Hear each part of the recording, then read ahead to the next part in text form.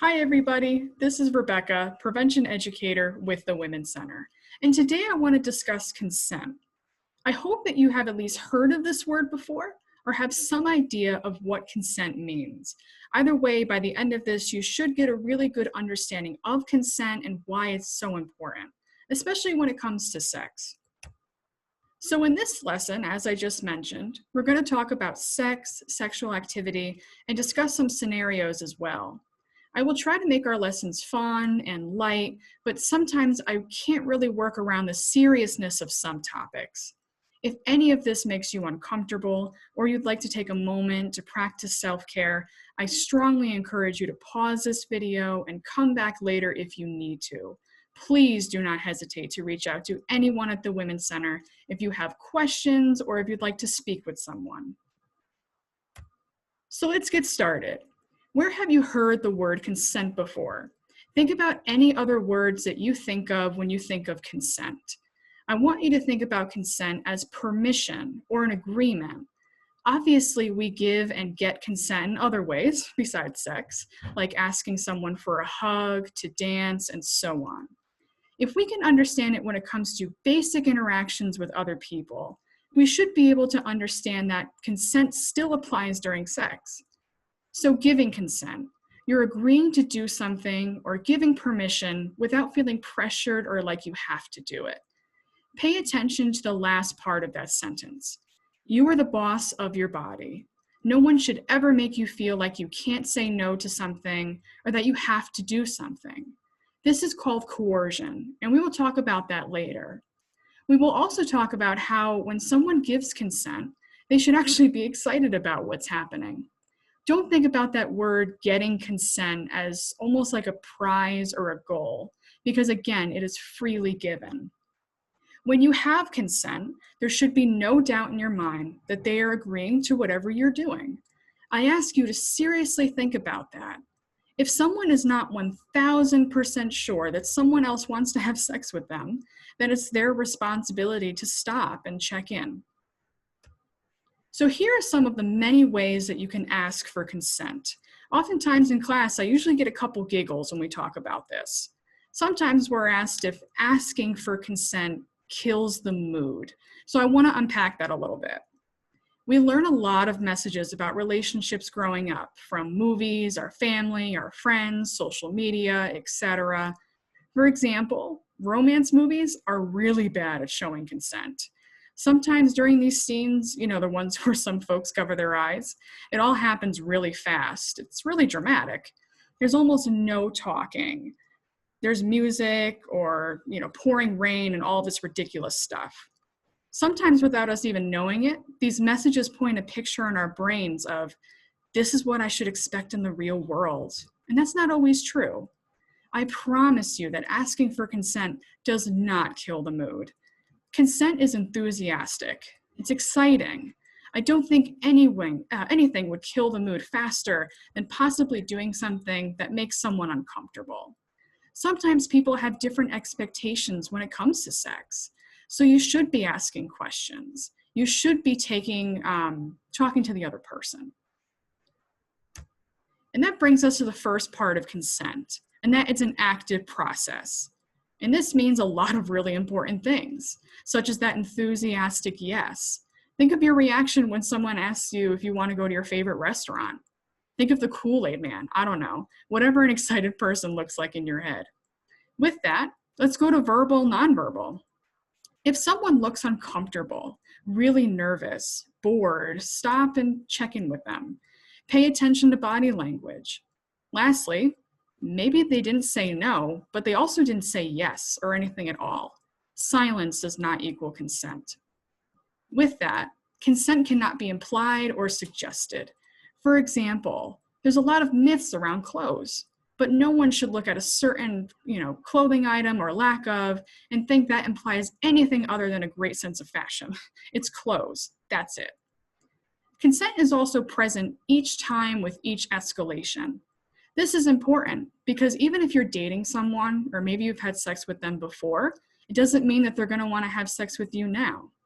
Think of the word escalation as adding something new, or maybe moving to another base. That is something we have talked about in classes. Maybe someone just wants to make out, and that's it. But how do we find that out? By having an ongoing conversation. So before we do something, we're making sure that it's okay. Going back to the last slide and the mood, where maybe some folks feel weird asking these questions. If you don't feel comfortable talking to someone, how would you be in a good place to have sex with them?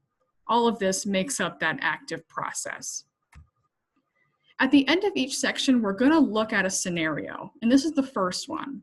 As I read the exchange between Jesse and Riley, I want you to think about everything that we just talked about. See if you notice anything, both good and bad. So Jesse and Riley have been flirting all year and agree to meet at a party. After dancing closely together for a while, Jesse proposes going to one of the bedrooms and Riley agrees. Once in the room, they begin touching. Riley reaches for Jesse's shirt and asks, "Can I take this off?" Jesse smiles and nods. Things quickly intensify and Jesse asks Riley if Riley has protection. Riley says yes and applies it. Jesse asks, "Does this mean you're okay with having sex?" Riley laughs and says yes, and they have sex. So I would say that this scenario, even though it's worded a little robotic, is a really good example of what consent looks like based on what we just talked about. So they have been flirting for a while, but nobody assumes anything. We know this because they are asking each other questions. We see the actual word yes, but we also see nonverbal cues like the nodding and the smiling. They're checking in with each other every time they do something new. And this really just wraps up about how, again, consent is an active process. So the second part of consent is that it's a choice. Think about what a choice actually is. There is power behind making a choice. So when giving consent, this person has the power to say yes or no. So that means that consent can be withdrawn at any time. Things could be getting really steamy. You could be in the middle of something and the other person still has the power to change their mind. Could that be a little disappointing? Of course, but they have that right. When someone feels like they no longer have a choice, that this power has been taken from them, this is coercion. So coercion is when one or more people try to convince another person to do something that they don't want to do. This is trying to turn someone's no into a yes, and that is really not okay. When we hear about sexual assault cases in the news or on crime shows, we often hear about acts that involve force or physical violence. And while this does happen, by only showing these cases, we're not giving the whole picture. In reality, a lot of the time it also happens through coercion. So below are some of the ways that coercion can happen. In a dating relationship, someone can use the fact that they've been dating to make the other person feel pressured. They could say things like, "This is why we always fight," making the person feel guilty or that they're to blame. They may say things like, "But if you do this for me, I'll do this for you," so reasoning with them. Even worse, we sometimes hear of threats or blackmail, maybe saying that they'll break up with them, or maybe share personal secrets with others. Sometimes someone can feel pressured without saying anything at all. This is sometimes known as the silent treatment. When someone finally gives in to coercion, this is called submission. So they may be saying yes just to get this person to stop asking or pressuring them. And that is not consent. Consent is that enthusiastic yes, like we talked about. There is no excuse for coercion. Nobody is owed or entitled to another person's body, even their partner. This brings us to the second scenario, and this is the dating relationship between Shannon and Kevin. Shannon and Kevin have been dating for a few months. They have had consensual sex throughout their relationship. One night, Shannon and Kevin are kissing, and Shannon begins to take Kevin's clothes off. Kevin tries to push her hand away. Shannon continues and begins to touch him underneath his clothes. Kevin tries to tell her he's tired and not really in the mood. Shannon replies, "Are you not attracted to me or something?" Kevin sighs and says, "Of course I am," and she proceeds to touch him more. Unfortunately, this scenario is an example of coercion.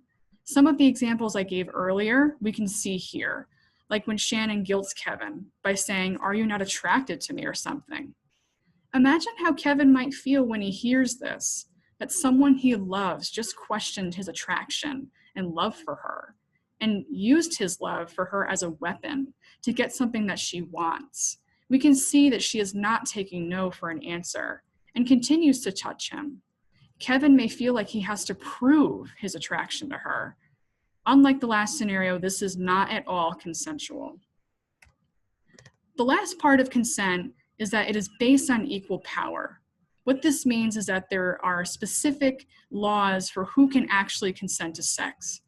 I want to point out that in this section, what we explain is based on the laws in the state of Connecticut. Some states have different laws or different definitions, so I encourage you to research laws in other states that may be relevant to you. So in the state of Connecticut, the age of consent is 16. This means that anyone age 16 and above can legally consent to sex with anyone also 16 and above. Obviously, when I say the word consent, I am including everything we just discussed. So these are two people, 16 and above, that are freely consenting and choosing to have sex. Now, there is a catch. Even if two people are 16 or above, we have to look at their relationship. If one person has a position of authority over the other, such as a teacher or a professor and a student, or a coach and an athlete, a boss and an employee, that is when things get complicated. This is because these relationships create the perfect situation for coercion. So maybe a teacher is threatening to fail a student if they say no, or a boss offers a promotion to an employee if they say yes, and that's not okay. Another important age to mention is 12. Anyone aged 12 and under in the state of Connecticut cannot legally consent to sex. Now, we often get asked a lot of questions. So we often get asked about what happens to young people in between these numbers. So to clarify, the state of Connecticut understands that relationships in high school happen. So this is what that means. People ages 13, 14, and 15 can have sex without what is called fear of prosecution, so long as the other person is within 3 years of their age. So a 13-year-old could consent to sex with someone ages 13, 14, and 15. A 14-year-old could consent to sex with someone 14, 15, and 16. And a 15-year-old could consent to sex with someone 15, 16, and 17. So with this knowledge, let's quiz you. Which of the following age combinations is illegal and considered statutory rape? So we have a 14-year-old and their 16-year-old partner, a 15-year-old and their 18-year-old partner, and then a 16-year-old and their 19-year-old partner. So the correct answer is B, and this is because a 15 and 18-year-old would fall out of that 3-year window. Now this could be a sophomore and a senior in high school, and this is why we mentioned this law. I do sometimes get asked in class about C, the 16 and 19-year-old, and how is that legal? This could be a sophomore in high school and a sophomore in college. Think about their stage in life. What's important to a 16-year-old versus the 19-year-old and their maturity level? Remember that legal doesn't always mean healthy, but they are able to consent to sex under the law in Connecticut. For this slide, this law also says, the law also says that someone who has an intellectual disability cannot consent to sex because they may not understand what sex is, just like the 12-year-old. And this makes them vulnerable to being coerced by others, which we talked about coercion earlier. Now, I do want to point out that we are specifically talking about intellectual disability, not all disabilities such as physical.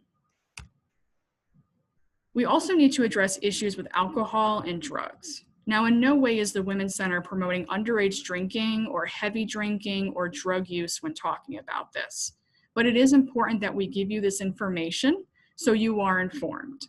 In simple words, if someone is impaired by alcohol or drugs, they cannot consent to sex. The key word here is impairment. Let's think about what we know about alcohol and drugs and how it affects the body. How can we tell someone's drunk just by looking at them? We see them stumbling, slurring their words. Maybe they're really loud even though you are 2 feet away from them. Maybe they're really sleepy. When someone is impaired, it's hard for them to understand what is happening around them. This is not someone who can consent to sex. Now, this is not a blanket statement for any time alcohol is involved, which is why we use the word impairment. But everyone has different tolerance levels and everyone reacts to alcohol and drugs differently. So what this does mean is that when there's alcohol involved, there is always that risk. This is why at the Women's Center, we strongly suggest that you keep these two activities separate. Now, if someone was drunk and they were assaulted, they are not responsible for what happened to them. This is a common myth that we hear in classes. We also get asked in class, well, what if both people were drunk? This question is a very complicated one, which is why, again, we urge you to keep these activities separate. That way, these questions never even have to be asked in the first place. Because alcohol and drugs have these effects on people, sometimes they are used to coerce people into doing things they don't want to do, which is again why we give that advice. So this is the last scenario and is based on alcohol. So let's talk about Alex and Jamie. Alex is at a party and has had quite a few drinks. Jamie sees Alex from across the room starting to stumble. Jamie goes over to Alex and helps Alex stand up. Alex giggles and mumbles, "Oh, thanks, where did my friends go?" slurring their speech. Jamie says, "I don't know, why don't you come and lie down?" Alex nods. Jamie brings Alex to a room. Alex lies down on the bed to sleep off the drinks when Jamie begins to kiss Alex's neck. Alex laughs and says, "I think I'm a little too drunk for this." Jamie replies, "I've wanted you for so long." Jamie starts to take Alex's clothes off. Alex remains silent and they have sex. Unfortunately, just like the last scenario, this is not a consensual situation. Based on what we know about alcohol and drugs, we can clearly see that Alex is impaired.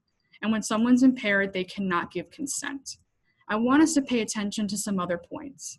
We don't necessarily know if Jamie is drunk themselves, but either way, we know that their behavior is inappropriate. Jamie even said to Alex, "I've wanted you for so long," almost like they've thought about doing this and found an opportunity where Alex maybe would be less likely to say no. Even though Alex didn't say no, we can see that the answer is no, based on the fact that Alex is clearly drunk and even says, "I think I'm a little too drunk for this." This scenario is why I mentioned how alcohol can be used as a way to coerce others. So to wrap up everything that we just talked about for quite some time, let's summarize what we learned. Consent is an active process, so we're ready and comfortable having that ongoing conversation each time with each escalation. Consent is a choice. We understand that people are allowed to change their mind and that consent is freely given. It is never okay to coerce someone into having sex. Consent is based on equal power, meaning that they are legally able to give consent and no one has power and control over the other person. In addition to this lesson, I encourage you to watch a video we will also provide you that talks about consent in the context of making someone a cup of tea. It's a personal favorite of mine. And I hope that this lesson helps answer any questions you may have had about consent and gives you enough understanding of consent to make healthy choices in your relationships. With our consent lesson coming to an end, I wish you the best of health during this time, and I thank you for watching. I want to leave you with how you can contact the Women's Center. Please don't hesitate to reach out if you have any questions, comments, or concerns, and know that we are here for you. Take care.